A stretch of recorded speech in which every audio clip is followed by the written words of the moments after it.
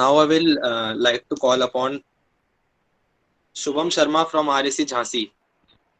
Hello, sir. Am I audible? Yes. Oh. First of all, good evening to all of you. As my friend spoke before, so I want to make a point actually. I'm not fighting with him. I respect allopathy from the bottom of my heart. And even I have also worked not for anything else but to gain knowledge in NICU and ICU. And I have done that all those things. So, first of all, we Ayurvedic students study modern medical sciences also. I think there's a very misbelief कि हम लोगों को modern medical science के बारे में नहीं पता होता, बट ऐसा नहीं है. We study equal amount of modern medical sciences. And second thing sir, on contrary, आप को आयुर्वेद के बारे में एक्चुअली कुछ नहीं पता. स्टार्टिंग फ्रॉम 12th class की NCERT, which I also used to study during my preparation, उसके human health and disease chapter number 8 में लिखा है, they compared us with black humour hypothesis कि black bile causes fever. But you know, after reading Ayurveda, after reading निदान, संप्राप्ति, चिकित्सा, modern medical aspect से उसको कोरिलेट करके हम एक एक चीज समझा सकते हैं.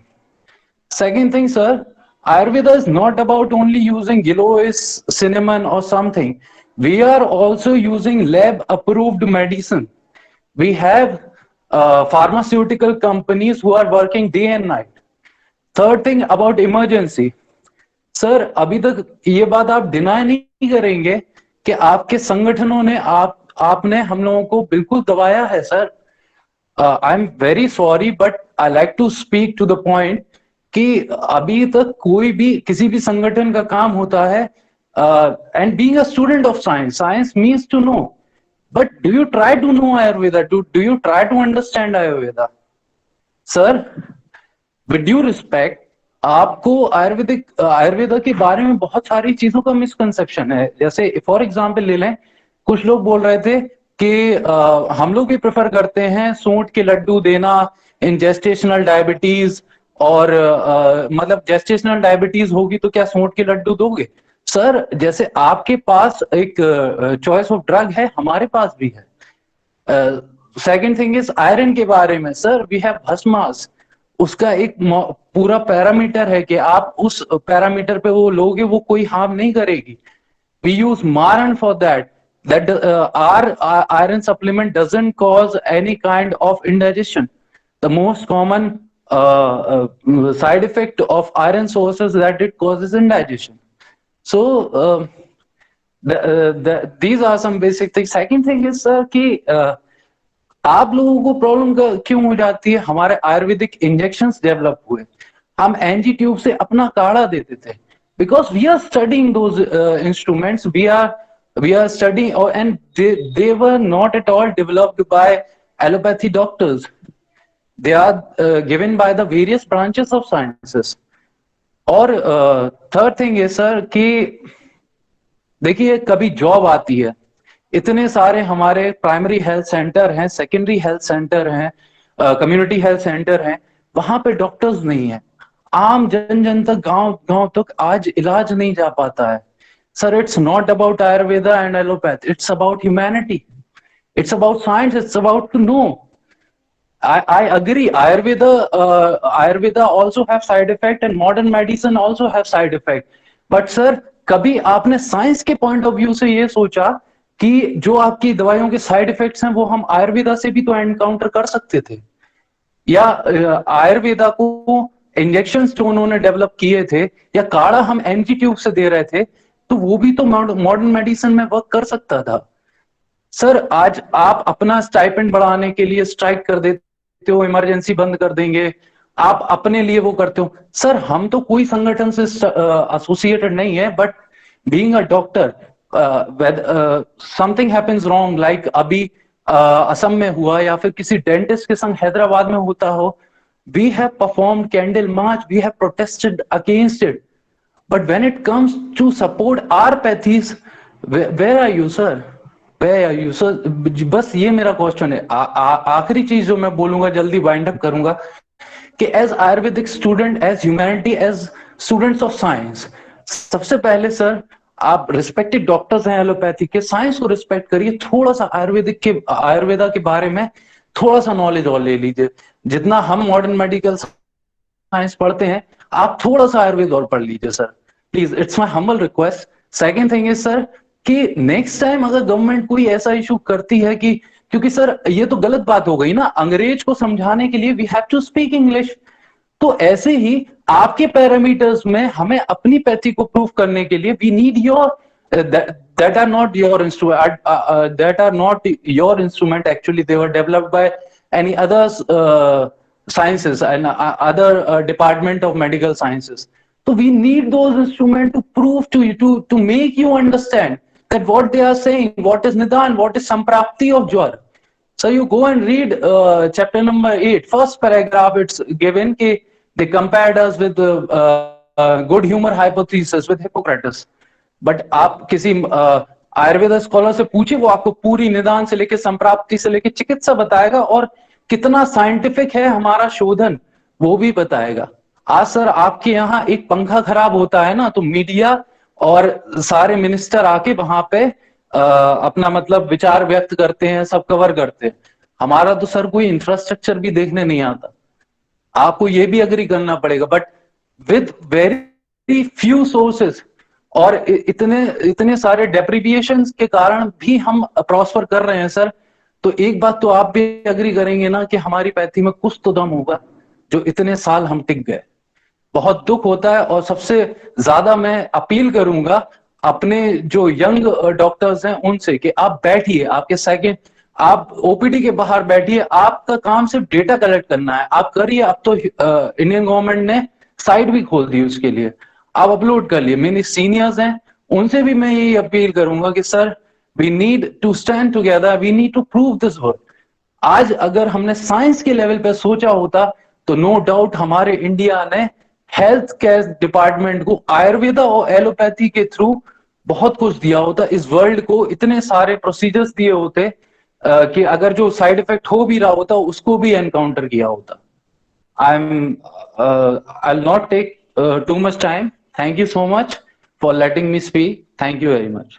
Very well said by Dr. Shubham, and hope so all of us agreed with all the things said by Dr. Shubham. I totally agreed with him. Dr. Pranav Kumar. Yeah, very good evening, sir. Sir, actually, I want to put a question among you. Actually, we had studied 12 years. We had studied 12 years the past conventional sciences like physics, chemistry, and biology in our previous, educational period. So today, what we got out from this all study, actually, if we think on this, तो हमें पता चलता है कि nothing much. Nothing, we just learn nothing that we are using today. हम आज अभी के मॉडर्न टाइम में जो भी हमने पास्ट स्टडीज में पढ़ा है, 12 इयर्स में कन्वेंशनल साइंस पढ़ी है, तो कहीं ना कहीं वो जो है रॉन्ग प्रूव हो रही है।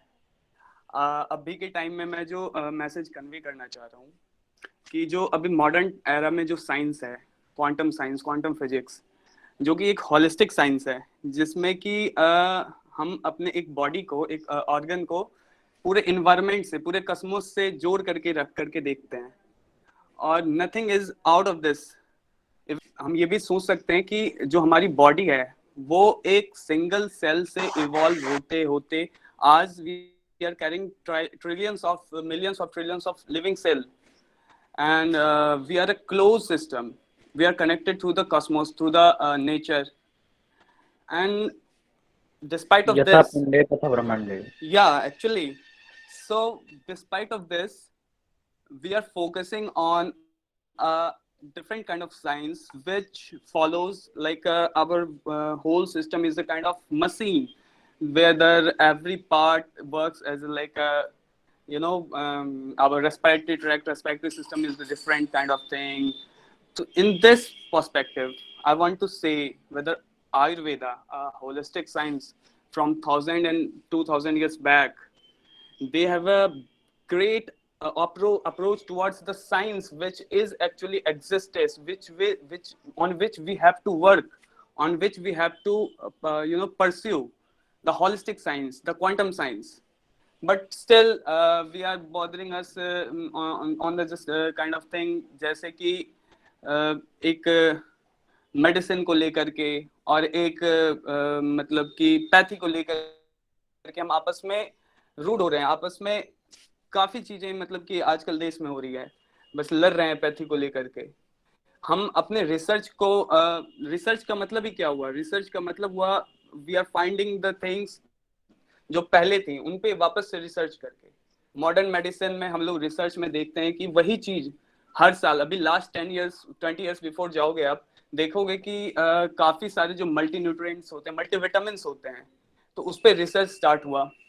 10 साल बाद 20 साल बाद वो प्रूव हो रहा है वो रिसर्च कि जो हमने मल्टीविटामिन मल्टी न्यूट्रिएंट्स दिए पेशेंट्स को कंटिन्यूअसली, उसके डोजेज से बहुत सारे जाके बाद में साइड इफेक्ट हो रहे हैं, क्योंकि our body is not accepting this as the multi nutrients, multi vitamin, multi supplements, but our body is natural, it works like a nature. So we have to understand this, we have to focus on this कि हमें naturally सब कुछ naturally treat करना है। Modern way में जिस तरीके से मॉडर्न साइंस को आज हम देख रहे हैं, एक बहुत ही ड्रास्टिक वे में हम लोग जा रहे हैं। आज आप देख सकते हो कि मॉडर्न एरा में एक जैसे कि एक वायरस के ऊपर रिसर्च होता है, वायरस को म्यूटेट करवा करके उसके ऊपर रिसर्च करते हैं कि what will it cause in further developments. जैसे कोविड का एक स्टेन है, फर्दर वो डेवलप होते होते काफी सारे स्टेन्स में चेंज हो गया नेचुरली, नॉट आर्टिफिशियली।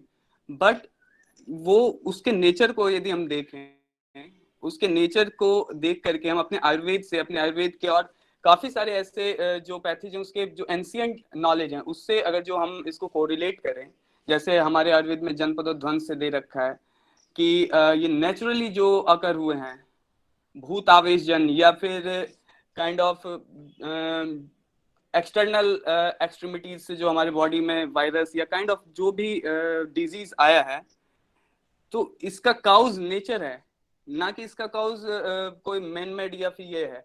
तो यदि नेचर काउज है हमारे बॉडी का खुद, यदि हमें सेल कार्सिनोमा हो रहा है, यदि हमें कैंसर हो रहा है, ये सब नेचुरल है। हमारे बॉडी में कुछ डिफॉर्मिटीज होने की वजह से ये सारे प्रॉब्लम्स अराइज हो रही हैं।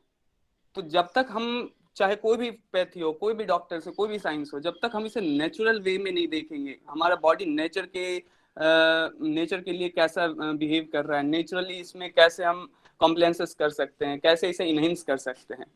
तो आई थिंक मेरे व्यू में मॉडर्न एस्पेक्ट से केमिकल्स दे करके या बॉडी को एक ओपन सब्जेक्ट समझ करके हर एक सेल्स पे अलग तरीके से बिहेव करना या उसको ट्रीट करना, ये उचित नहीं होगा।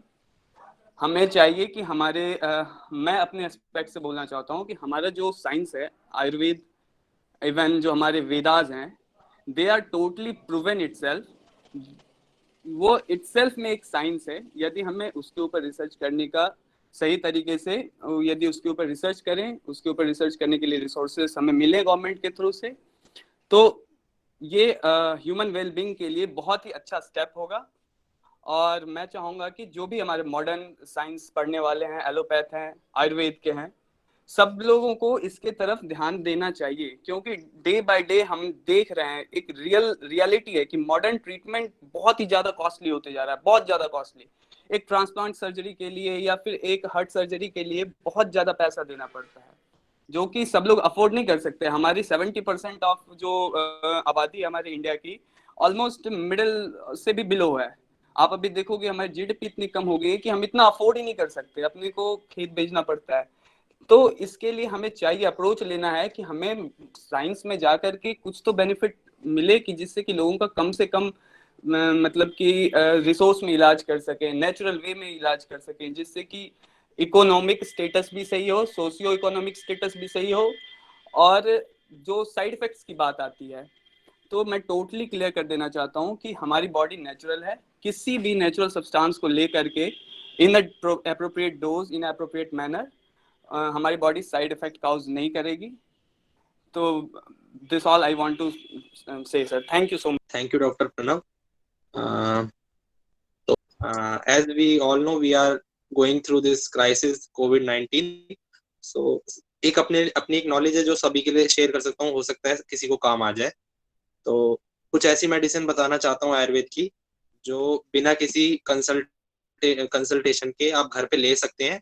अगर if you are suspected to be कोविड-19 पेशेंट, अगर आप कोविड-19 आपको हो गया है या आपके घर में किसी को है और आप उसी घर में रह रहे हैं, लेकिन डर होता है कि आपको ना हो जाए, बचना चाहते हैं, तो कुछ मेडिसिन है, अगर जिसमें से सबसे पहली है, अगर फीवर सबसे पहला एक सिम्टम आता है, फीवर आता है, पहले 1-2 दिन फीवर आता है, तो अगर फीवर आ रहा है उसके लिए महासुदर्शन घनवटी है।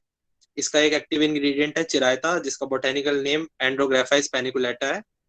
It is medically proved that it is a broad spectrum antiviral drug. एक एंटीवायरल ड्रग है, ब्रॉड स्पेक्ट्रम में यूज होने वाला एंटीवायरल ड्रग है, and it has a potency to decrease your viral load up to 95%। 95% तक आपका viral load कम करता है। और ऐसा नहीं है कि आपको बुखार आया, आपने 1 दिन 2 दिन ले ली, कंटिन्यू 14 डेज तक आपको मेडिसिन लेनी है, ताकि आपका वायरल लोड बढ़े ना, कम ही रहे। दूसरी मेडिसिन जो हम प्रैक्टिकली यूज कर रहे हैं आजकल कोविड पेशेंट में, फीफाट्रोल एमिल कंपनी की एक मेडिसिन है Fifatrol. It is an antibiotic but it fight against flu also. So the symptom which is shown by COVID-19 is as much similar to the flu. So that's why we are using Fifatrol. And third one is we are using 3 days diet. 3 दिन की एक diet है, 3 days diet, that is Covid diet. वो बहुत जरूरी है, ये समझना जरूरी है कि 3 दिन की डाइट जो है वो हम क्यों ले रहे हैं। 3 दिन की डाइट में क्या करना है, जैसे आयुर्वेद में लंघन बताया गया है। अब लंघन का मतलब ये नहीं है कि पूरा भूखे रहना है, और कुछ लोगों का ऐसा मानना होता है कि भूखे रहेंगे कमजोरी आ जाएगी, पहले से बीमार हैं और कमजोर हो जाएंगे, ऐसा नहीं है। लंघन का अर्थ है कि सिर्फ अन्न को छोड़ना है, अन्न नहीं खाना है। तो उसके लिए कोविड-19 3 दिन की डाइट है, जो आपको कोविड डाइट फॉलो करनी है। अगर किसी को कोविड है, अगर किसी को कोविड पॉजिटिव आया है, और अगर वो माइल्ड केस है, it means mild case means HRCT score is not more than 5, then you should go with this diet, जिसमें पहले दिन आपको करना है गुनगुना पानी पीना है पूरे दिन, और कुछ भी नहीं। और नारियल पानी जो पीना है वो एक साथ नहीं पीना है, धीरे धीरे करके, थोड़ा थोड़ा करके। एंड सेकेंड डे में क्या रहेगा, मूंग दाल, जो मूंग दाल होता है उसका सूप, जब भी भूख लगे सूप, मूंग दाल का सूप लेना है। और तीसरे दिन आपको लेना है मूंग दाल की खिचड़ी। अब ये जरूरी क्यों है, 3 दिन की कोविड डाइट जरूरी क्यों है, वो इसलिए बिकॉज बॉडी में कोई भी अगर बैक्टीरिया आता है या कोई भी वायरस अगर इन्वेड करता है बॉडी को, तो बॉडी को उससे लड़ने के लिए, बॉडी की इम्यूनिटी को उससे लड़ने के लिए एक इन्वायरमेंट चाहिए होता है। वो इन्वायरमेंट हमें ये करके देना है, लंघन करके। इट मीन्स जो सेलुलर बेसिस पे ग्लूकोज लेवल है उसको कम करना है। सेल लेवल पे अगर ग्लूकोज कम होगा तब जाके हमारी इम्यूनिटी उसके अगेंस्ट काम कर पाएगी। अब सेल लेवल पे ग्लूकोज कम करना, इसका मतलब ये नहीं कि आप ग्लूकोज बिल्कुल कम कर दोगे तब बार बार टेस्ट करके देखोगे कि ग्लूकोज कम हो रहा है, वो वाला ग्लूकोज नहीं, सेलुलर बेसिस पे ग्लूकोज कम करना होता है, इसलिए लंघन कराया जाता है। 3 दिन की कोविड डाइट फॉलो करनी है। अब तीसरा है, अगर देखा जा रहा है high grade fever, high grade fever means 101, 102, more than 102, अगर फीवर इतना ज्यादा बढ़ रखा है, तो मॉडर्न साइंस भी यही कहती है कि अगर फीवर बहुत ज्यादा बढ़ा हुआ है, डायरेक्ट इंजेक्शन नहीं दिया जाता, डायरेक्ट पैरासिटामोल का इंजेक्शन नहीं दिया जाता। It should be decrease from 102 to minimum 100 degree, then you should go for injection. तो वही आयुर्वेद में भी यही कहा गया कि जो हमारा फीवर है, फीवर एक डिफेंसिव प्रोसेस है, हमारी इम्यूनिटी डिफेंस प्रोसेस करती है बॉडी में, उसे एकदम से कम नहीं करना है फीवर को। तो उसके लिए बृहद कस्तूरी भैरव रस, नोट कर सकते हैं, बृहद कस्तूरी भैरव रस लेना है।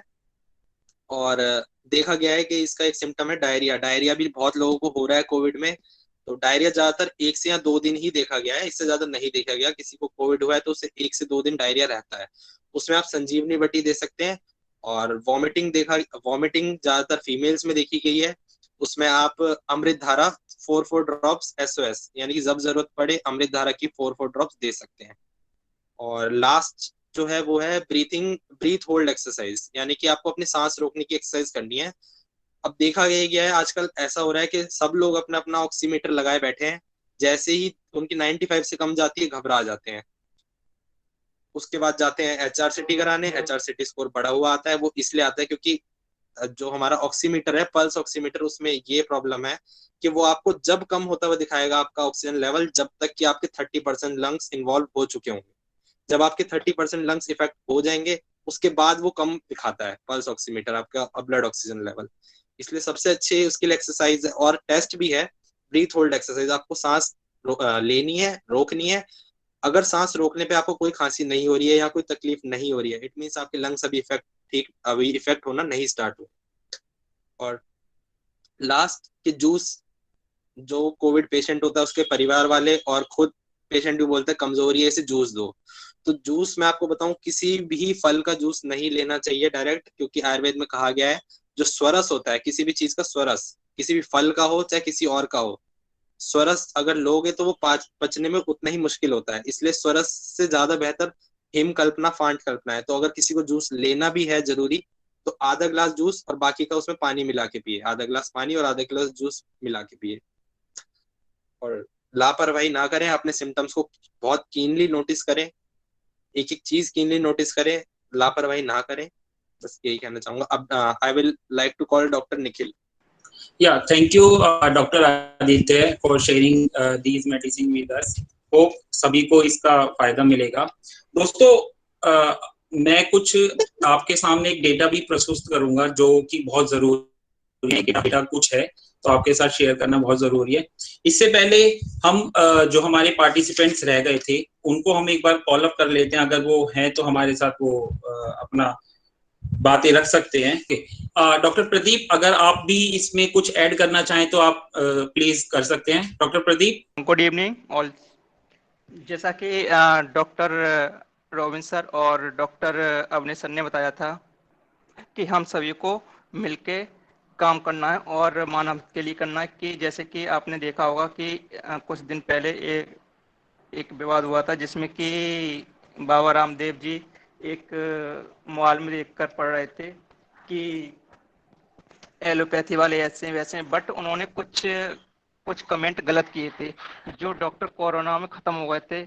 तो उनके बारे में जो उन्होंने बोला वो मुझे गलत लगा, बट ऐसा नहीं बोलना चाहिए था क्योंकि किसी भी पैथी के डॉक्टर थे, लेकिन हर पैथी के डॉक्टरों का एक ही उद्देश्य था कि कोरोना में सभी लोगों को बचाना। हमें सभी पैथियों की रेस्पेक्ट करनी चाहिए। और जैसा कि एलोपैथी और बीएस आयुर्वेदा, बट यहाँ एलोपैथी विद आयुर्वेदा होना चाहिए। जैसे कि देखा होगा कि आयुर्वेद एलोपैथी के बिना अधूरा है, एलोपैथी आयुर्वेदिक के बिना अधूरी है। और आपने जैसे देखा होगा कि इमरजेंसी में हम आयुर्वेदिक मेडिसिन नहीं ले सकते। सपोज डेट अगर किसी को हार्ट अटैक आता है तो हमें एलोपैथी यूज करनी पड़ेगी, उस जगह हम आयुर्वेदिक को नहीं ले सकते।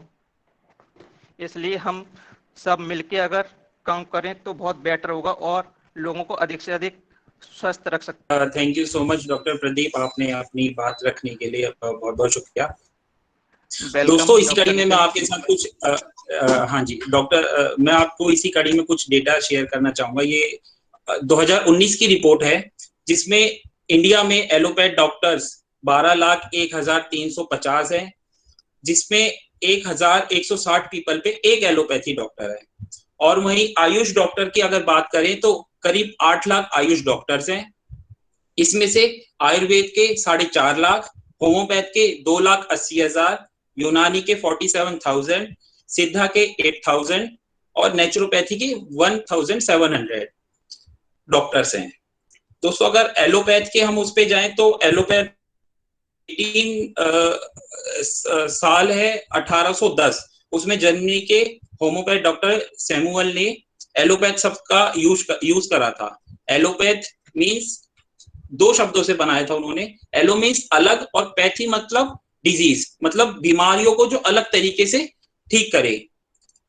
डॉक्टर सैमुअल ने ये एलोपैथ वर्ड दिया था। उसके बाद 2400 वर्ष पहले डॉक्टर 400 ईसा पूर्व में ग्रीस के एथेनेस शहर में हिप्पोक्रेट्स ने मॉडर्न मेडिसिन दी। इसके बाद अगर हम आयुर्वेद की बात करें तो आयुर्वेद लगभग 5000 साल पुराना ग्रंथ है जो 2 शब्दों से बना है, आयु और वेद।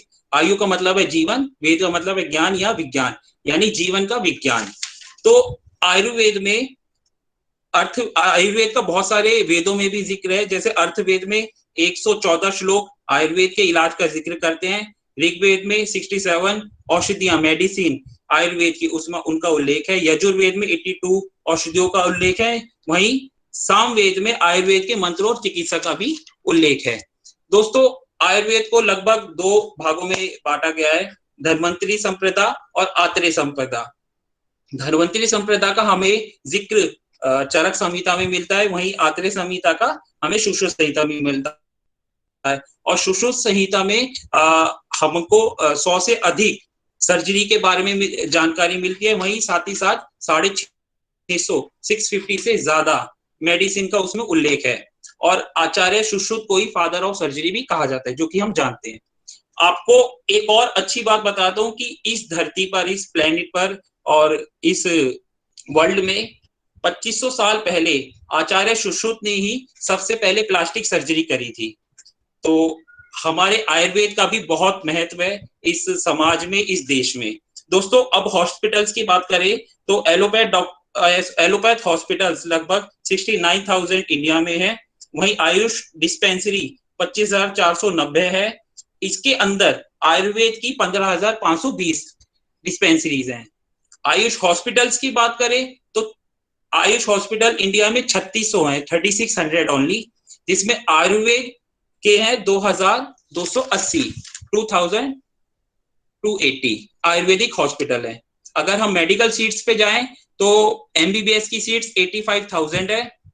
वहीं आयुर्वेद की यूजी सीट अराउंड 10,000 है और पीजी सीट 12,000 है। और अगर हम फार्मास्यूटिकल कंपनीज का सालाना टर्नओवर देखें दोस्तों, तो ये वर्ल्ड में 1.3 ट्रिलियन डॉलर यानी 97,000 करोड़ का टर्नओवर है। और इंडिया में लगभग ये 21 बिलियन डॉलर यानी 3 लाख करोड़ का टर्नओवर है इनका साल का। अगर हम आयुर्वेदिक मेडिसिन के सालाना टर्नओवर देखें तो ये 10,000 करोड़ है, जो कि एक 1,000 करोड़ की हम मेडिसिन बाहर एक्सपोर्ट भी करते हैं।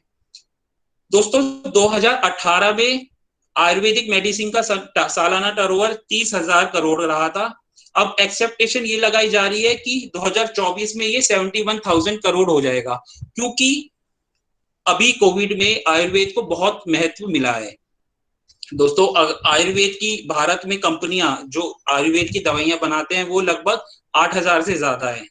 तो ये जानकारी आपके साथ शेयर करना इसलिए जरूरी था क्योंकि आप समझ सके कि एलोपैथ इस वक्त भारत में किधर खड़ा है और आयुर्वेद इस वक्त भारत में कहाँ खड़ा है। दोस्तों, अभी हम बात करते हैं तो भोपाल के डॉक्टर आयुष्मान कुमार हैं, जो कैंसर सर्जन है। उन्होंने ना आयुर्वेदिक प्रोटोकॉल से ही लगभग 5,000 से ज्यादा लोगों का कोविड में ट्रीटमेंट करा और सारे स्वस्थ हैं वो इस वक्त। तो एक कुशल चिकित्सक, एक परफेक्ट डॉक्टर को यही चाहिए कि सबसे पहले उनका पेशेंट ठीक हो, उनको पेशेंट को रिलीफ दे।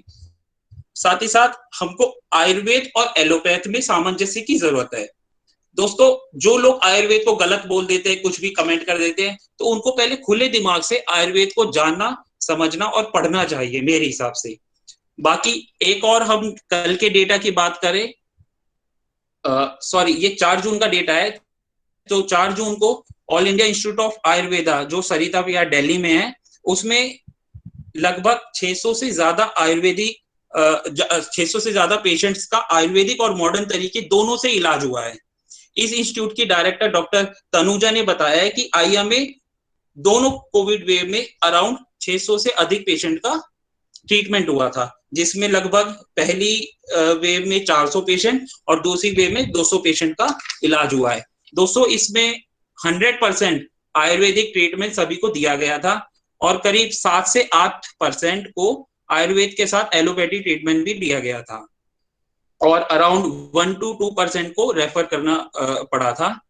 और इसमें एक पेशेंट की मौत हुई थी, जो कि वो भी उनको रेफर किया गया था, बट उस टाइम पे बेड उनको अवेलेबल नहीं था, तो उनकी एम्बुलेंस में मौत हो गई थी। तो इसमें लगभग आपको देखा जाए तो 100% इसमें रिजल्ट आया है।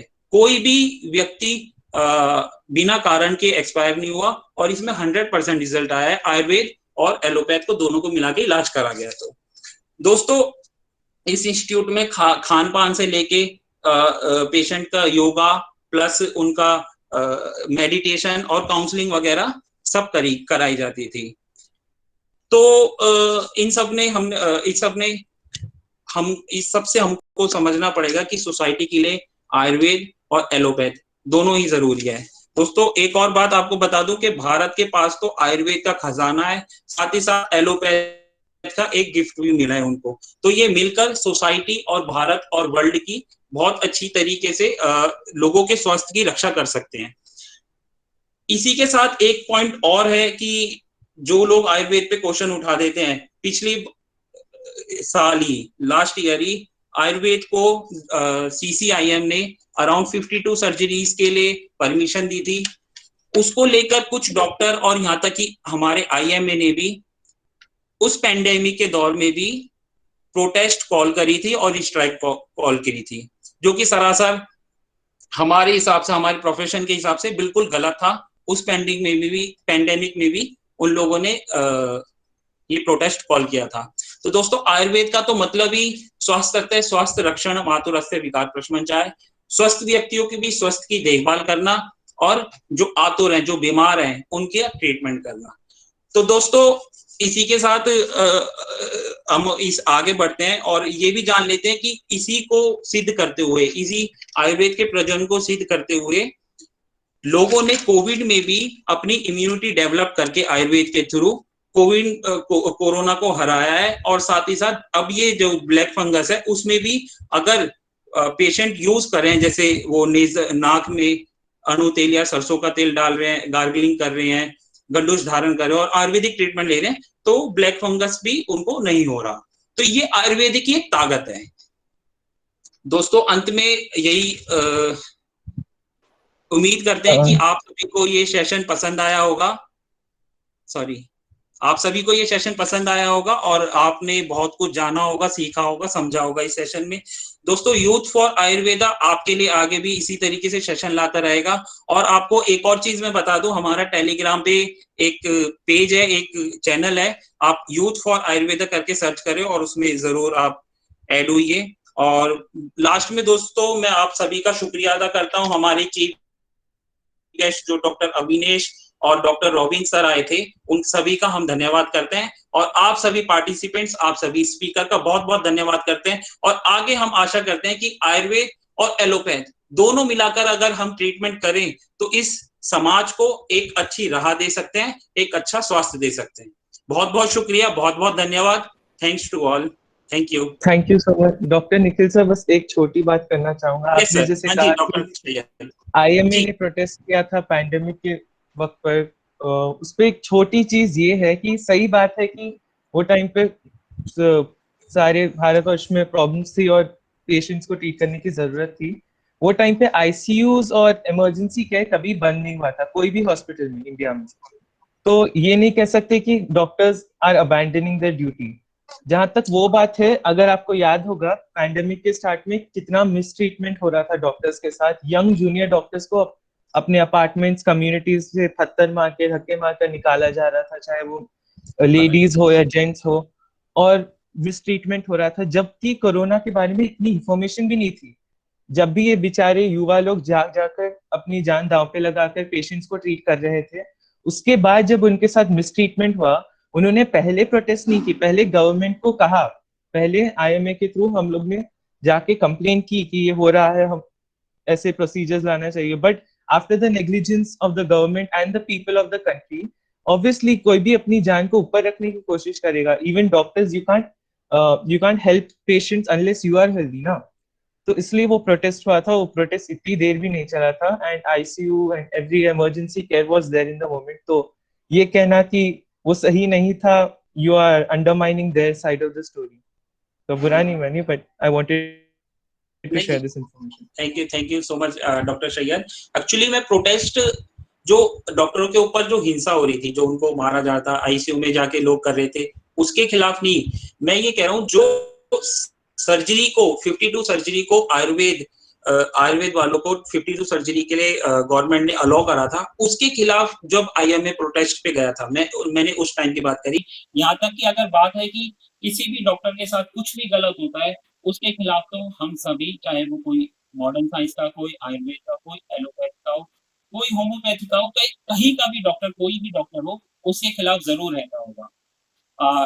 आप सभी का बहुत बहुत शुक्रिया। उम्मीद है डॉक्टर सैयद आप मेरी बात से सहमत होंगे और बाकी आप सभी भी सहमत होंगे। Thanks to all once again, आप सभी का बहुत बहुत शुक्रिया। आप सभी अगले इवेंट के लिए भी तैयार रहें और हम ऐसे ही आगे इवेंट करते रहेंगे। यूथ फॉर आयुर्वेदा आपके लिए सदैव तैयार है, आयुर्वेद के लिए यूथ और यूथ के लिए आयुर्वेद सदा तत्पर है। Thank you so much once again.